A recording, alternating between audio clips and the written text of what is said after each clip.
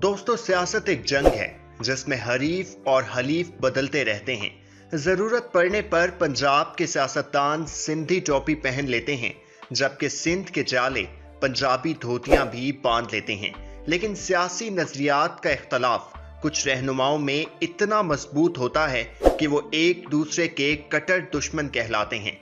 आज की वीडियो में हम बात करेंगे इमरान खान के 10 सियासी और नजरियाती दुश्मनों की। तो चलिए शुरू करते हैं अपना आज का काउंटडाउन। लेकिन उससे पहले हमारे चैनल उर्दू घर को सब्सक्राइब करना ना भूलें। नंबर 10, असफंदयार वली।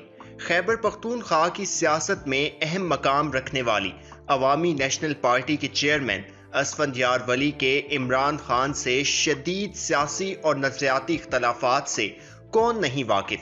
1986 में अब्दुल वली खान ने जिस अवामी नेशनल पार्टी की बुनियाद रखी, वक्त गुजरने के साथ साथ ये पार्टी पख्तूनों में मकबूल होती गई। 2008 के आम इंतखाबात में इस पार्टी को खैबर पीके की आवाम ने इक्तदार दिया, लेकिन 2013 में पीटीआई की मकबूलियत ने अवामी नेशनल पार्टी को शिकस्त से दोचार किया।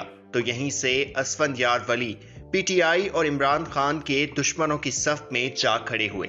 असफंदयार की जानिब से 2013 के इंतखाबात के नताइज पर शदीद तहफ़्फ़ुज़ात का इजहार किया गया।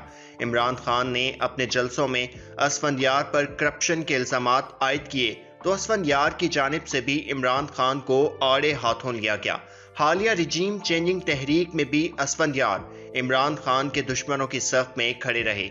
ये मुखालफत आने वाले वक्त में मजीद बढ़ने वाली है। नंबर 9, शाहिद खाकान अब्बासी।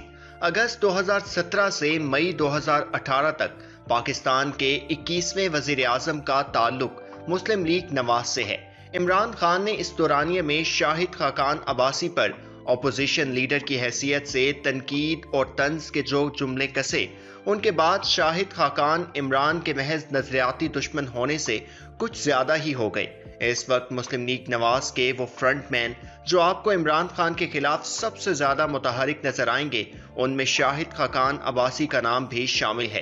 किसी भी मीडिया चैनल पर आप अगर इन मौसूफ को सुनने का मौका मिले तो आप इनके बज़ाहिर शाइस्ता लहजे में इमरान खान के लिए बहुत से सख्त जुमले सुनेंगे, लेकिन ये सख्ती यकतरफा हरगिज नहीं।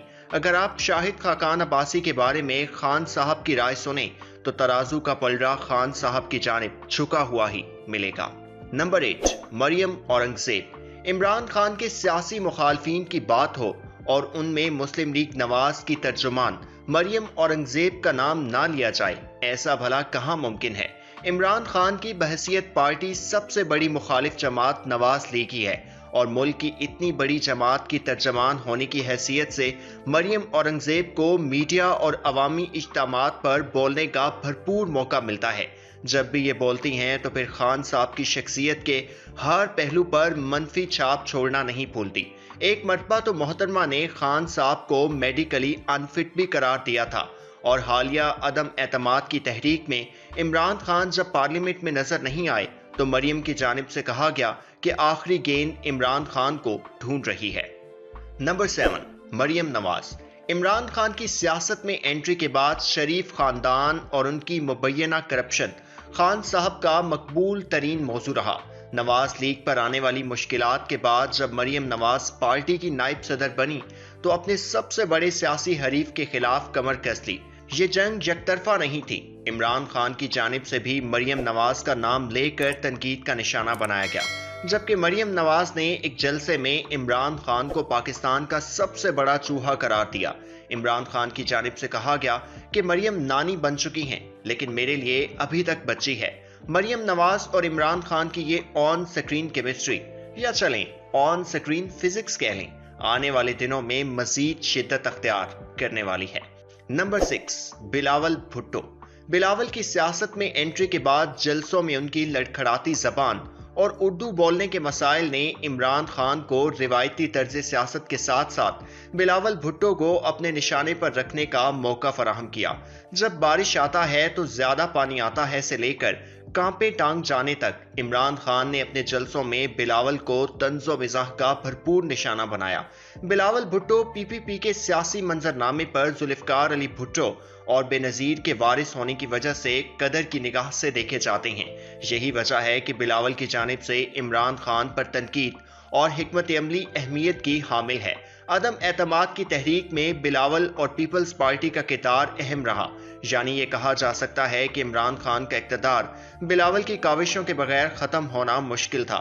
इसलिए अब खान साहब और बिलावल साहब की सियासी दुश्मनी अरूज पर है। नंबर 5, शहबाज शरीफ। इमरान खान की जबान से जिन लोगों के लिए सख्त तरीन जुमले निकले उनमें शहबाज शरीफ नुमाया है। करप्शन और बदउनवानी को मौजू बनाकर शहबाज शरीफ की मकबूलियत को इमरान खान ने जो नुकसान पहुंचाया वो बहुत बड़ा है और इसलिए शहबाज शरीफ इमरान खान के खिलाफ मुतहरिक तरीन लोगों में शामिल हैं। दिलचस्प सूरत हाल ये है कि जिस मनसब पर बैठकर इमरान खान ने शहबाज शरीफ को टफ टाइम दिया, हालिया सालों में शहबाज शरीफ के पास भी वो दोनों मनसब आए। पहले शहबाज ओपोजिशन लीडर रहे और अब वजीर आजम बन गए।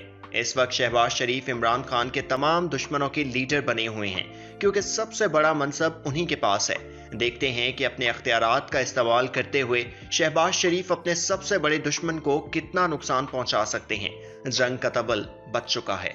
नंबर 4, मौलाना फजलुर रहमान। जमीयत उलमा इस्लाम के सदर मौलाना फजलुर रहमान इमरान खान के हर जलसे का मौजू जरूर बनते हैं। मौलाना साहब भी इमरान खान पर कड़ी तनकीद करते हुए कभी खान साहब को यहूदी एजेंट कहते नजर आए तो कभी सेलेक्टेड। इमरान खान के खिलाफ इस सियासी जंग में रिवायती सियासतदानों को एक पेज पर लाने में भी मौलाना साहब पेश हैं। बीडीएम के साए तले मुल्क की लगभग तमाम जमातों को इमरान खान के खिलाफ खड़ा करना एक मुश्किल काम था, लेकिन मौलाना साहब ने अपने दुश्मन को गिराने के लिए ये भी किया। मौलाना साहब जो पिछली हुकूमतों में इत्तेहादी के तौर पर शामिल रहे, वो गुज़िश्ता इलेक्शन में नेशनल असेंबली की सीट जीतने में भी नाकाम रहे। अपनी सियासी कश्ती को भंवर में फंसाने वाले के खिलाफ मौलाना साहब की तगोदो तो बनती थी, लेकिन खान साहब इस जंग के दूसरे राउंड में भरपूर जवाब देने के लिए तैयार हैं। नंबर 3, आसिफ अली जरदारी। पाकिस्तान के सियासी मंजरनामे पर दो बड़े खिलाड़ी आपस में जोर आजमाई करते रहे। उनका कोई तीसरा हरीफ नहीं था, या यूं कह लें कि उनकी टक्कर का हरीफ नहीं था। फिर 2011 में अचानक लाहौर मीनारे पाकिस्तान के एक जलसे में इमरान खान की आमद ने तीसरे मजबूत हरीफ की आमद का ऐलान कर दिया। इमरान जरदारी जंग गुज़िश्ता एक दहाई से मुसलसल चल रही है। जरदारी साहब पर खान साहब की जानिब से करप्शन और बदउनवानी के इल्जामात लगते रहे और खान साहब अवाम की बड़ी तादाद में ये बयानिया मकबूल करने में कामयाब भी रहे। सियासी जंग में खान साहब की बढ़ती ताकत ने जरदारी साहब को अपने नजरियात पर समझौता करने पर भी मजबूर किया और वह नवाज लीग से हाथ मिलाने पर मजबूर हो गए। वो कहते हैं ना, दुश्मन का दुश्मन दोस्त होता है। नंबर 2, मियां मोहम्मद नवाज शरीफ। इमरान खान अगर सियासी मंजरनामे पर ना उभरते तो आज मियां साहब मुमकिना तौर पर पाकिस्तान के वजीर आजम होते, लेकिन आज मियां साहब दयारे खैर में बैठे हैं। वो सियासत के लिए ताहयात नाअहल करार पाए हैं। वो मुल्क लौटेंगे तो उन्हें कानूनी पेचीदगियों का सामना भी करना पड़ेगा। वो कहीं भी जाएंगे तो अवाम का एक मखसूस तबका उन पर चोर चोर के नारे कसेगा। ये तमाम मसाइल मियां साहब की जिंदगी में खान साहब की वजह से ही आए हैं। इमरान खान ने सियासत की जंग में जिस शख्स को सबसे ज्यादा नुकसान पहुंचाया वो मियां साहब ही हैं। यही वजह है कि इमरान खान के सियासी दुश्मनों में अगर इनफरादी शख्सियात की बात की जाए तो मियां मोहम्मद नवाज शरीफ सरे फहरिस्त हैं। इस जंग में अब तवाज़ुन आया है। मियां साहब आज वजीर आजम ना होने के बावजूद मुल्क के फैसलों में असर रखते हैं। अब उनके पास खान साहब से इंतकाम लेने का मौका आया है तो देखते हैं कि वो क्या करते हैं। लेकिन खान साहब का मिजाज भी अब मजीद जारिहाना हो चुका। मियां साहब की पोजीशन मुस्तहकम हुई है तो खान साहब का फाइटिंग मूड भी एक्टिव हो चुका है। देखते हैं ऊंट किस करवट बैठता है। नंबर 1, मुनहरिफ अराकीन। वो कहते हैं ना, हमें तो अपनों ने लूटा, गैरों में कहां दम था। खान साहब से अगर आज पूछा जाए कि आपके सियासी कैरियर में आपको सबसे ज्यादा नुकसान किसने पहुंचाया, सबसे ज्यादा दुख किसकी वजह से हुआ, तो वो मुनहरिफ अरकान का नाम ही लेंगे, क्योंकि अगर उनके अरकान उन्हें धोखा ना देते तो आज भी अपोजिशन इंतखाबात के लिए कोशां होती और खान साहब हुकूमत में होते। बहरहाल ये खान साहब के लिए नुकसान कम और फायदा ज्यादा है, क्योंकि अब खान साहब को अंदाजा हो गया होगा कि नजरियाती कारकुन टिकट का ज्यादा हकदार है, क्योंकि सिंधी टोपी और पंजाबी धोती को तब्दील करने में महज कुछ ही मिनट लगते हैं।